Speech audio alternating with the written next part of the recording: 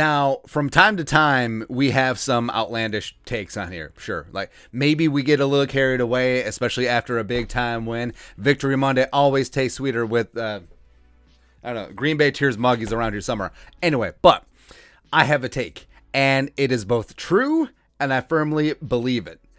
Kirk Cousins should be in the MVP conversation. Oh, I said it. Now, it actually should be Justin Jefferson in the MVP conversation, but the way that the award works, what? Hey, are you a quarterback with a pulse? Hey, is your team winning? Oh, you're MVP.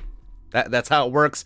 I didn't write the rules, but that's just how it is. And I know, boo, how is Kirk Cousins, the garbage time stat stuff in quarterback, boo, how's he in the MVP conversation? But if you take off your Kirk Cousins hatred hat, and you think about it logically, the Vikings are 5-5 after a very slow start. They're currently the 6th seed in the NFC playoffs.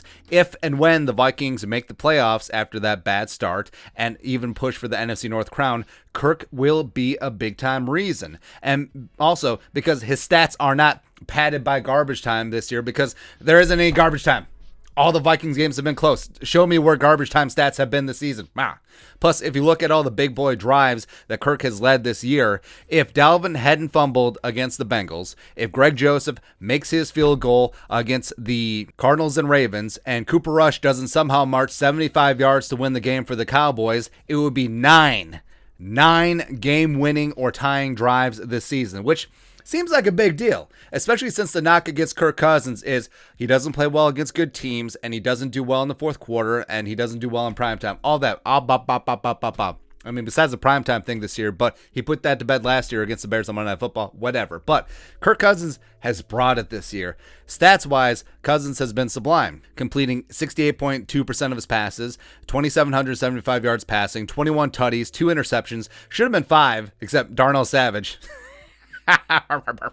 And for that, we thank you. 106.3 quarterback rating. He's also second in PFF quarterback grade heading into the week. Probably going to be bumped up just a skosh. Also, if you look at the MVP candidates, I mean, no one's really run away with this thing. Josh Allen with the Bills, they're fading. Kyler Murray's been injured for the last 3 games, so his chances are pretty moot. Tom Brady, boring. Also, hey, nice game against the football team. Congratulations. Matthew Stafford, overrated. Everyone knew it. Like, everyone who was a fan of an NFC North team, including the Lions, knew that Matthew Stafford was massively overrated. And just like everything with LA, the Rams were overhyped. Oh, we're all in.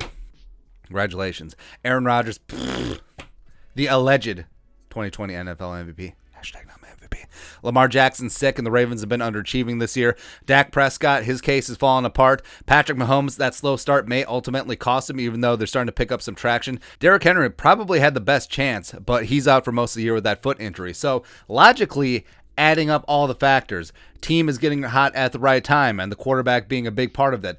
Later in the regular season matters to MVP voters because it just is what it is. Recency bias is there. And remember, MVP is only a regular season award. And also top tier stats, especially if they keep opening things up, especially if Clint Kubiak keeps creating some opportunities for Justin friggin' Jefferson downfield. And also, no one really taking the award by the horns and just running with it. No, it's not happening. So, if Kirk stays hot, throwing for 300 plus yards and 3 touchdowns a game, taking care of the football, 100 plus quarterback rating, Vikings putting crooked numbers up on the board and getting wins, and if the Vikings say finish 11-6, make the playoffs, even push for the NFC North, absolutely Kirk Cousins should be in the MVP race. I'm not saying he's going to win it.